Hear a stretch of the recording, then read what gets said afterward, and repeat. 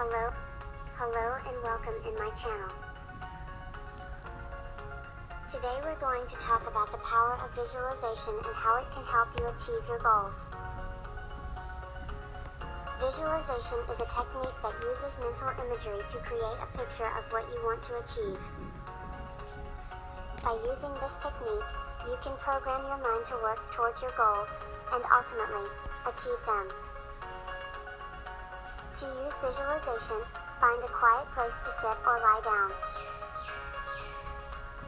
Close your eyes and imagine yourself achieving your goal.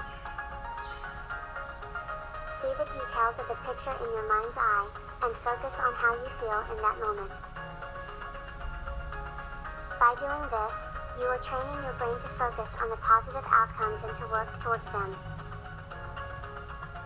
Visualization can be a powerful tool in achieving your goals, but it requires practice and patience.